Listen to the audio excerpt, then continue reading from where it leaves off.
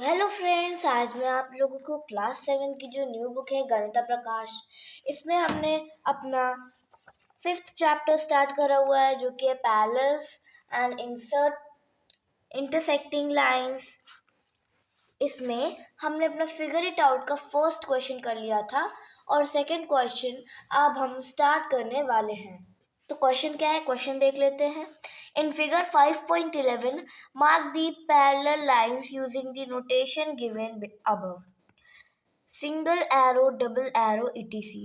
Mark the angle between perpendicular lines with a square symbol. जैसे अगर perpendicular line है तो हम जैसे ये परपेंडिकुलर लाइन है तो हम यहाँ सिंबल बना देंगे, और अगर पैरेलल लाइन है तो या और ज़्यादा है तो डबल। ठीक है। How did you spot the perpendicular lines? एक तो ये है, ठीक है, इसमें नहीं है। एक तो ये है, इसमें नहीं है। एक ये है। अब देख लेते हैं पैरेलल लाइन, ये इसके पैरेलल है कि नहीं है। आप बताइएगा कि ये पैरेलल है कि नहीं है। मैं इसमें एरो कर देती हूँ। तो ये इसके पैरेलल है, तो ये और ये एक एरो हो गया, और ये इसके पैरेलल है तो ये और ये हो गया। अगर इसको आगे बढ़ाओगे तो ये इसके पैरेलल हो जाएगा। इसके बाद इसमें कोई भी पैरेलल नहीं है क्योंकि ये इसके पैरेलल कहाँ पे है, ये इसके पैरेलल कहाँ पे है। ये पैरेलल, ये इसके पैरेलल है और ये इसके पैरेलल है। अब यहाँ पे ये इसके पैरेलल है, ये इसके पैरेलल है और ये इसके पैरेलल है। हम जितने चाहें उतने एरोज लगा सकते हैं। अब इसके बाद इसमें एक तो हमारा ये पैरेलल है सेम, और एक ये पैरेलल है। ठीक है। इसके बाद in the dot paper following draw different sets of perpendicular lines. The line segments can be different lengths but should have not as end point. देखिए मैंने इसमें बनाया हुआ है with the help of scale, ताकि कोई भी ऐसा पैरेलल पर, देखिए ये इसके पैरेलल है, बी के पैरेलल ये है, सी के पैरेलल ये है, डी के पैरेलल ये है, ई के पैरेलल ये है, एफ के पैरेलल ये है, जी के पैरेलल ये है और एच के पैरेलल ये है। इनकी लेंथ, जो बीच की लेंथ है वो भी सेम है, इसमें भी सेम है, इसमें भी सेम है, इसमें भी और इसमें भी। ठीक है। इसके बाद है did you find it challenging to draw some of them? हाँ, क्योंकि देखो यहाँ पे जो डॉटेड लाइन है ना, ये डॉटेड के कहीं यहाँ पे आया, यहाँ पे, और देखो ये कहाँ पे है, तो इसमें डॉटेड लाइन में बहुत दिक्कत है। देखो ये, और कुछ तो बहुत ही डॉटेड लाइन के दूर दूर है, ये देखो, और ये भी देखो। इसके बाद विच वंस, हमें कौन कौन से लगे, तो हमें कौन कौन से लगे, हम सब लिख सकते हैं ई वाला, एफ वाला, आपको जो भी डिफ़िकल्ट लगे वो आप इसमें लिख सकते हैं। अब जैसे मैं बोल सकती हूँ एच वाला, ठीक है, आप और भी लिख सकते हैं जो भी आप। How did you do it? With the help of scale. ठीक है। इसके बाद इन फिगर 5.13, ये 5.13, which line is parallel to line A, line B और line C? देख लो, ये इसके पैरेलल है, ये तो बहुत दूर भाग गई है, ये इसके पैरेलल है, तो line C is parallel to, अब कैसे करेंगे, साइन कैसे बनेगा, A पैरेलल C, ऐसे आंसर में आप लिखेंगे। आप ये नहीं लिखेंगे A is parallel to C, आप ये बना देंगे, आपको समझ लो आपका आंसर हो गया। इसके बाद अब हम पढ़ेंगे एक बहुत ही मेन टॉपिक जो कि होता है ट्रांसवर्सल। ट्रांसवर्सल क्या होता है? जब दो लाइनों को एक लाइन काट दे उसे हम ट्रांसवर्सल कहते हैं। अब चाहे वो दो लाइन पैरेलल हो या ना भी हो तो भी चलेगा।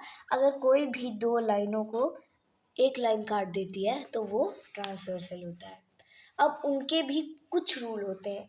अब जैसे कि अभी और भी आपको मिलेंगे, जैसे कि इंटीरियर जो एंगल होते हैं, एक्सटीरियर एंगल्स, और बहुत सारे ऐसे ही बहुत सारे होते हैं।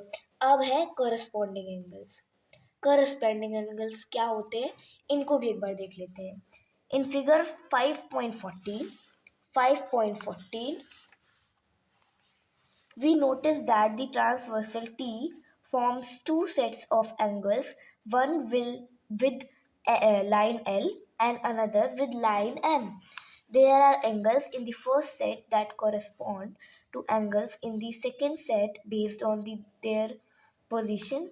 Angle 1 and angle B are corresponding angle. अब देख लेते हैं वो क्या बोल रहे हैं। Corresponding angle 2 6 corresponding angle 3 7 corresponding angle. क्या ये ऐसे ही बोलना चाहते हैं? जी हाँ, ये ऐसा ही बोलना चाहते हैं कि जो ये एल है और एम है इसको जो टी काट रहा है, और करस्पॉन्डिंग एंगल वो होते हैं जो आमने आमने सामने नहीं बोलेंगे, जो कि एक लाइन के कॉर्नर और एक लाइन के, अगर देखो अगर वो ऊपर है तो दोनों ऊपर के होंगे, ये नहीं कि 4 5 हो जाएगा। अगर वो ऊपर के हैं तो दोनों ऊपर के, और नीचे के हैं तो दोनों नीचे के। ठीक है, देखो ऐसे ही है 4 और 8, 3 और 6, 2 और 6। ठीक है, इसके बाद आता है, अब हमें बताया कि ट्रांसवर्सल कैसे काटेंगे, और यहाँ पे एक्टिविटी दी गई है। और इसके बाद है, अब हम पैरेलल लाइन मतलब जो परपेंडिकुलर लाइन कैसे बनाएं और पैरेलल लाइन कैसे बनाएं वो भी हमें यहाँ पे बताया हुआ है। ठीक है, इसके बाद अब हम पढ़ेंगे अल्टरनेट एंगल्स। अल्टरनेट एंगल क्या होता है? अल्टरनेट एंगल क्या होता है? जब दो लाइनों को एक लाइन काट दे उसे ट्रांसवर्सल कहते हैं। जब एक, जैसे जो ऊपर एक नंबर है, जैसे यहाँ पे ए लिखा है, अगर यहाँ पे 3 लिखा होता तो ऊपर का जो नंबर है वो लाइन के ऊपर वाले से ही बोलेंगे करस्पॉन्डिंग एंगल। अब हम पढ़ेंगे अल्टरनेट एंगल। अल्टरनेट एंगल क्या होते हैं? आमने सामने के जो भी एंगल होते हैं उन्हें क्या बोलेंगे? Alternate angle. अब इसमें भी बहुत सारे होते हैं। एक तो होता है अल्टरनेट एक्सटीरियर एंगल और एक होता है अल्टरनेट इंटीरियर एंगल। जैसे कि एक्सटीरियर मतलब बाहर बाहर के और इंटीरियर मतलब अंदर अंदर के। जैसे ये ए और ई क्या है? ए और ई नहीं होगा। जैसे कि क्रॉस में सी और ई अल्टरनेट एंगल है, डी और एफ अल्टरनेट एंगल है। अब जैसे एक तो होता है अल्टरनेट एक्सटीरियर एंगल और एक होता है अल्टरनेट इंटीरियर एंगल। तो अब देखते हैं एक्सटीरियर एंगल क्या होता है। तो हम देख लेते हैं, पहले तो इंटीरियर एंगल आ गया है, तो जो 3 और 6 है वो इंटीरियर एंगल है। अब देखते हैं कैसे है। अब जैसे ये है ये वाला, तो हमें बोला है कि जो 3 और 6 है वो इंटीरियर एंगल है। क्या ये यही बोला है? एक बार फिर देख लेते हैं। 3 और 6 आर कॉल्ड इंटीरियर एंगल। ठीक है, तो 3 और 6 को कहेंगे हम इंटीरियर एंगल। हमें इसमें अच्छे से समझ नहीं आ रहा, हम ट्रांसवर्सल वाले में अच्छे से समझते हैं, इस वाले में अच्छे से समझते हैं। तो इंटीरियर एंगल क्या होते हैं? क्रॉस में तो अल्टरनेट इंटीरियर एंगल क्या होते हैं? जो क्रॉस में ही होंगे पर अंदर के होंगे। जैसे अंदर के क्या? अगल बगल के 3 और 5 4। जो अल्टरनेट इंटीरियर एंगल होते हैं वो हमेशा तो अंदर होंगे और क्रॉस में होंगे, और जो एक्सटीरियर एंगल होते हैं वो बाहर। अब देखो नाम से ही लग रहा है, इंटीरियर मतलब अंदर और एक्सटीरियर मतलब बाहर, तो जैसे जो बाहर के नंबर्स हैं उनको भी क्रॉस में ही होगा, जैसे 1 और 7, 2 और 8, ठीक है। और अब और भी आएंगे। और आपको लीनियर पेयर्स तो बताया ही था कि जो 1 और 2 है वो लीनियर पेयर है, क्योंकि इन दोनों को कंप्लीट करके 180 डिग्री बन रहा है। 4 और 3 क्या है, लीनियर पेयर है। इसके बाद अब 1 और 4 लीनियर पेयर है। ऐसे ही बहुत सारे लीनियर पेयर होते हैं।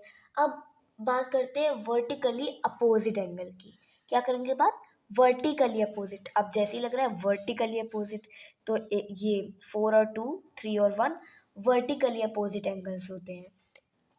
अब हम अपना फिगर इट आउट स्टार्ट करते हैं। अब पहला क्वेश्चन क्या है, 48 डिग्री का जो है एंगल है, और हमें क्या बताना है, हमें जो ए है उसकी वैल्यू बतानी है कि क्या होगी। तो आपको क्या दिख रहा है, ये अंदर है ना, तो अल्टरनेट इंटीरियर एंगल है ना, अल्टरनेट इंटीरियर एंगल है। तो अगर ये 48 है, तो मैंने एक चीज़ बताई थी कि अल्टरनेट इंटीरियर या एक्सटीरियर एंगल में जो की वैल्यू होती है वो अगर इसकी है तो ये इसकी भी सेम होगी, तो ए की वैल्यू आ जाएगी 48 डिग्री। अब 52 ये भी अल्टरनेट इंटीरियर एंगल है, तो यहाँ लिख देंगे अल्टरनेट इंटीरियर एंगल। अब बी की वैल्यू भी 52 आएगी, क्योंकि ये है अल्टरनेट इंटीरियर एंगल। अब इसके बाद अब आप इसमें कंफ्यूज हो जाएंगे कि हम इसकी वैल्यू लिखेंगे या इसकी वैल्यू, तो ये भी अल्टरनेट इंटीरियर एंगल है। तो अल्टरनेट इंटीरियर एंगल मतलब अंदर का होगा पर क्रॉस में होगा, तो 81 लिख देंगे ना 81। इसके बाद अब फिर यहाँ पे alternate interior angle, alternate interior angle तो ये हो जाएगा 99 डिग्री। अब इसके बाद इसमें कुछ लोग कंफ्यूज हो जाएंगे कि इसका लिखूं, तो अल्टरनेट इंटीरियर एंगल होगा तो 69 लिख जाएगा। अब यहाँ पे अब तो ये सामने सामने है, अब ये अल्टरनेट इंटीरियर एंगल तो नहीं है, तो ये है को इंटीरियर एंगल। क्या है, को इंटीरियर एंगल। अब बोलो कैसे, ये को इंटीरियर एंगल क्यों है, क्योंकि देखो अल्टरनेट इंटीरियर एंगल तो है नहीं, ये इधर तो है नहीं, तो अब क्या करेंगे हम, ये पूरा कितना है 180 है, 180 है ना, तो अगर हम f प्लस 132 करेंगे तभी तो 180 आएगा। तो क्या करेंगे, f is equals to 132 minus 180, sorry 180 minus 132 करेंगे, यहाँ पे मेरी स्पेस नहीं है वरना मैं इसको सही कर देती। तो हमारा आंसर आ जाएगा 48 डिग्री। तो ये क्या है, को इंटीरियर एंगल। अब इसके बाद हमारा एक क्वेश्चन है, अब इसमें g फाइंड करना है। अब कुछ लोग फिर से हो जाएंगे ये कैसे होगा, आपको याद है कॉरस्पॉन्डिंग एंगल, कॉरस्पॉन्डिंग एंगल में क्या होता है, जल्दी से आप कमेंट्स में बताइए। तो अब वैसे मैं बता ही देती हूँ, कॉरस्पॉन्डिंग एंगल क्या था, इसका यूज कॉरस्पॉन्डिंग एंगल होगा। कॉरस्पॉन्डिंग एंगल कैसे, कॉरस्पॉन्डिंग एंगल में क्या था, अगर ये इधर का है तो ये भी इधर का होगा, तो ये हो जाएगा 122 डिग्री, और इसका क्या होगा, ये हो जाएगा कॉरस्पॉन्डिंग एंगल, कॉरस्पॉन्डिंग एंगल। अब यहाँ पे h है, h में फिर से हम क्या करेंगे, अल्टरनेट इंटीरियर एंगल। देखो है अल्टरनेट इंटीरियर एंगल, लिख देंगे 75%। अब इसके बाद इसमें कुछ लोग कंफ्यूज हो जाएंगे कि ये कैसे हुआ है, इसमें कौन सा लेंगे, ये लेंगे या ये लेंगे। हम हमेशा याद रखो कि अल्टरनेट इंटीरियर एंगल मतलब कि अगल बगल, उसी लाइन के अगल बगल में नहीं होगा पर अगली लाइन के अगल बगल में ही होगा। तो ये भी हो जाएगा अल्टरनेट इंटीरियर एंगल। बाद में नहीं। अब हमारे पास है जे क्वेश्चन ये रहा। अब ये कैसे करना है, ये भी बहुत ही इजी है, कुछ भी नहीं करना है। Alternate interior angle, alternate interior angle. अब कुछ लोग कहेंगे ये है क्या अल्टरनेट इंटीरियर एंगल, क्या ये पैरेलल लाइन है? नहीं, ये है या ये है। और हमेशा जो कि अल्टरनेट इंटीरियर एंगल है वो पैरेलल लाइन में ही होगा। अगर आप चाहें इसमें हो जाएगा तो इसमें बिल्कुल भी नहीं होगा। तो ये रहा 97। तो ये पूरा का पूरा हो चुका है। इसके बाद है हमारा second question, find the angles represented by A. अब इसमें कुछ लोग बहुत ही कंफ्यूज हो जाते हैं कि ए की कैसे निकालेंगे, है ना। तो बहुत ही इजी है,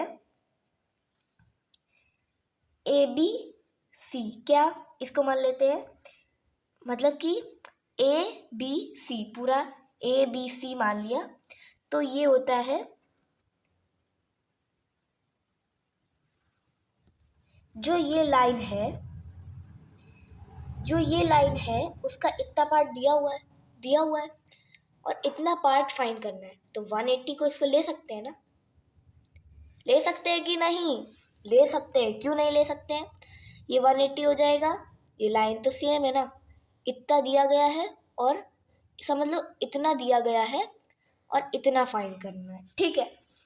तो कुछ भी नहीं करना है, सिर्फ और सिर्फ लिखना है ए बी सी, मतलब कि जो ये पूरी लाइन और ये पूरी लाइन, तो ए बी सी हो जाएगी 42 डिग्री, इतना सा है, ठीक है। और अब ए इधर हो जाएगा 180 माइनस 42, जो कि हो जाएगा लीनियर पेयर, आ जाएगा 138 डिग्री, ठीक है। कुछ भी नहीं करना था, बस इतना दिया हुआ था, इतना करना था, 180 से 42 को माइनस कर देना था बस। इसके बाद हमारा ये सेकंड क्वेश्चन है, इसमें क्या दिया हुआ है, इतना ये फाइंड करना है, ठीक है। तो लिख सकते हैं x plus 62 is equals to 180, लिख सकते हैं। क्यों, ये कौन सा एंगल है, करस्पॉन्डिंग एंगल है करस्पॉन्डिंग एंगल। तो हम मान सकते हैं ना 62 को इस लाइन में, तो पूरी लाइन तो 180 होगा, और 62 को अगर माइनस कर देंगे तो हमारा ये निकल आएगा। इसकी और इसकी लाइन तो सेम है ना, पर पैरेलल लाइन है ना, तो जितनी इसकी होगी उतनी ही तो इसकी होगी, ये इसमें मान लो होगी। तो x is equals to 180 minus 62, x is equals to 118, ये भी निकल गया। अब ये और ये मैं ये तो बता दूंगी, पर ये आपको इसका आंसर आपको इस कमेंट में करना है। मैं आपको इसकी हिंट बता देती हूँ कि हमें कुछ भी नहीं करना है। हमें देखो, जो कि हम इसको आपको लेबलिंग करनी पड़ेगी।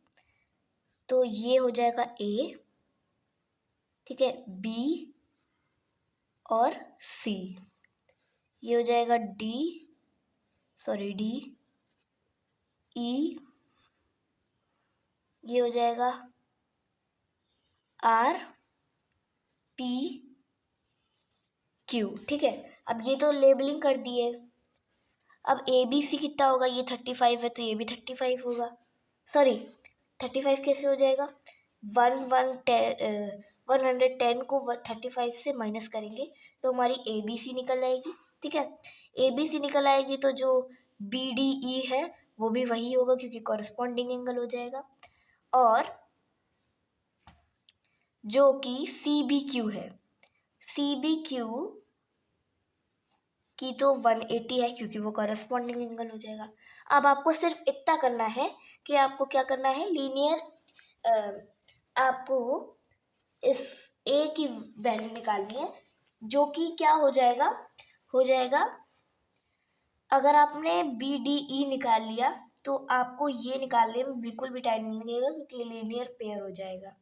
ठीक है, और ये जो एन टाइप का बना है,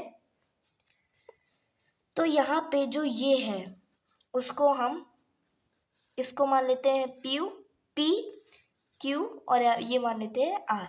ये बिल्कुल ट्रायंगल लग रहा है ना, लग रहा है। तो आर क्या होगा, अब ये ध्यान से देखिएगा, कॉरस्पॉन्डिंग एंगल आर क्या हो जाएगा, R is equals to 67 degree. कैसे, कॉरस्पॉन्डिंग एंगल। ठीक है, इसके बाद जब हम P plus Q plus R करेंगे तो हमारा आंसर आ जाएगा 180 डिग्री। आ जाएगा। तो हमने क्या किया, A की तो वैल्यू नहीं पता अभी। ठीक है, Q 90 डिग्री है, 90 degree plus 67 is equals to होना चाहिए 180, होना चाहिए। तो हम A को ले आएंगे इधर, A को उधर ले जाएंगे और 180 डिग्री माइनस कर देंगे 157, A की वैल्यू निकल आएगी जो कि होगी 23 डिग्री। ठीक है, इसके बाद 3, 4, 5 और 6 हम नेक्स्ट वीडियो में करेंगे। डेली बेसिस पे आपको इस न्यू बुक के वीडियोस इस चैनल पर मिलेंगे। सारे चैप्टर्स विद एक्सप्लेनेशन इसी चैनल पर मिलने वाले हैं। तो चैनल को सब्सक्राइब नहीं किया है तो सब्सक्राइब कर लो, लाइक नहीं किया है तो लाइक कर लो, और फ्रेंड्स के साथ शेयर करना मत भूलेगा। Thank you.